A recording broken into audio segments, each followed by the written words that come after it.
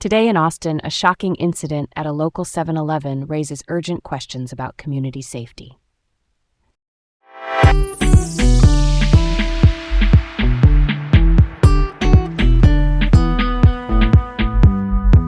I'm Garrett. And I'm Leah.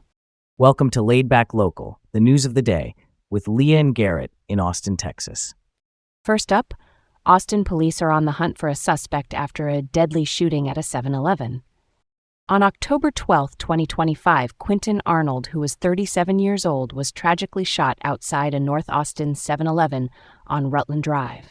A vehicle approached and someone inside opened fire before driving away, leaving Arnold fatally wounded. The police are urging community members to submit tips online or contact Capital Area Crime Stoppers, hoping for vital information to solve this case. Community cooperation is crucial, especially when such incidents happen in public spaces. Yeah, it's really concerning that the suspect is still at large. It's so important for everyone to pitch in and help law enforcement with any information they might have. I mean, it's surprising that something like this can happen in a public place without an immediate resolution. All right, let's roll on to the next topic. The government shutdown is delaying the 2026 Social Security COLA announcement, impacting many. Despite the ongoing government shutdown, October's Social Security payments are arriving on schedule thanks to the SSA's contingency systems. However, the 2026 Cost of Living Adjustment, or COLA, announcement is delayed from October 15th to October 24th. This delay happened because the Bureau of Labor Statistics couldn't release September's CPI data, which is crucial for calculating the COLA. It creates financial uncertainty for beneficiaries who rely on these adjustments for budgeting. I totally get the stress and uncertainty beneficiaries must be feeling right now. The timely release of this information is so important for their financial planning. It's kind of ironic that while the government is shut down, the payments are still on schedule thanks to those contingency systems. Okay, let's move on. Texas football players opt out due to redshirt rule concerns, sparking calls for change. Players Jarek Gibson and Will Stone have decided to opt out to preserve their redshirt eligibility. Coach Steve Sarkisian mentioned this could potentially extend their college football careers, allowing them to earn more through NIL deals, which are name, image, and likeness agreements.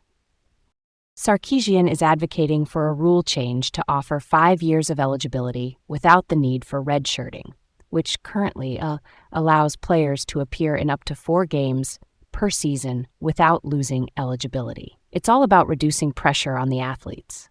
I could get behind that idea. Changing redshirt rules to reduce pressure sounds like a solid move. Plus, those NIL deals have a big financial impact on player decisions, and Sarkisian's proposal to eliminate redshirt rules entirely is like a curveball, don't you think? Let's switch it up. Proposition 4 could reshape Texas's water infrastructure with a $1 billion funding plan. Proposition 4 is proposing to dedicate up to $1 billion annually from sales tax revenues to the Texas Water Fund. This measure aims to address Texas's aging water and wastewater systems, which got some pretty low grades recently from the American Society of Civil Engineers. Voters will decide on this constitutional amendment in November 2025.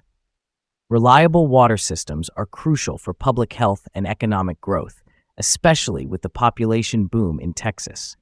If passed, funds would be administered by the Texas Water Development Board to improve infrastructure. That's a story worth telling. The need for updated water infrastructure in Texas is critical. The potential benefits for public health and economic growth are huge. What's surprising is that Proposition 4 is the first long-term funding mechanism for Texas water infrastructure. Can you believe that's even a thing? Moving right along, Bastrop launches a $1.7 million road repair project aiming to improve infrastructure. The Bastrop City Council approved a $1.7 million contract to rehabilitate 4 streets. The project kicks off in November and will proceed over 6 months in 2 phases, covering over 11,000 linear feet of road repairs. The repairs include Water, Linden, Farm, and Childers streets. While the aim is to improve aging infrastructure and enhance walkability, significant detours and street closures are expected during construction. That's pretty cool. right? Maintaining infrastructure is important, but those detours can be a pain. Still, I'm down for the city's initiative to improve roads and enhance walkability. Balancing infrastructure improvements and minimizing disruption is always a puzzle, huh? Thanks for tuning in to Laid Back Local, the news of the day with Leah and Garrett in Austin, Texas. Stay updated and join us tomorrow for more local news. Have a great day.